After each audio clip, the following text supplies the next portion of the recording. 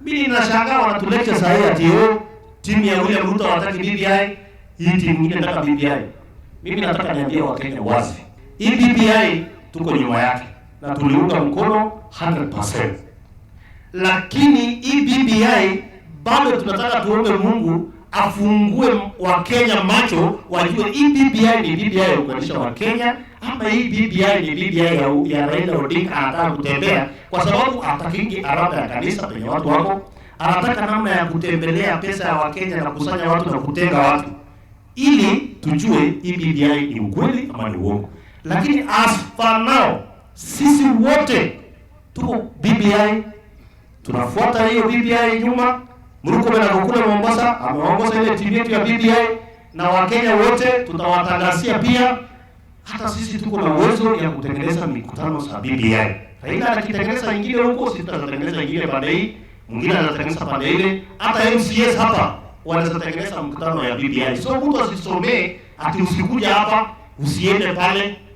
Sasa wewe ukituambia ati mkikuja Mombasa mkuje mkae na Adamu, na ukikuja hilo tutakuja ukae na nini? Hii Kenya ni yetu sisi wote, na tulisema hivi, kama vile Uhuru Kenyatta rais wa Kenya waliungana na William Ruto 2012 na wakatutangazia, na sisi hatungeamini ya kwamba Mkalenjin na Mkikuyu wanaweza shikana.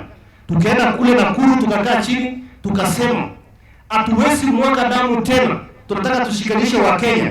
Hiyo ndio BBI ya ukweli.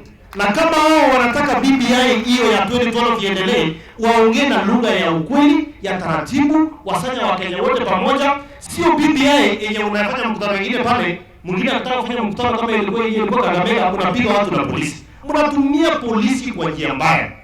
Katiba tuko naye sasa, kwa sababu hii shida yote ya BBI tunataka kubadilisha katiba. Hatujaweza kutengeneza katiba yenye tuko naye kwa sasa. Hatufuati sheria.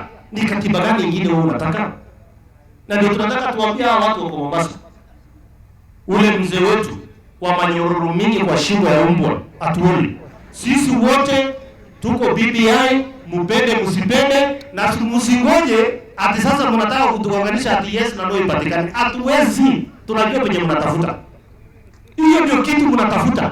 Ati sukuma hawa watu alafu yes na no ipatikane. My friend, hata ikienda mpaka kesho waseme tunataka kwenda tubadilishe katiba, sisi tuko hapo. Tutasimama hapo tuseme katiba mgani tubadilishe. So kwendeni kabisa. Mungu awabariki, asante sana.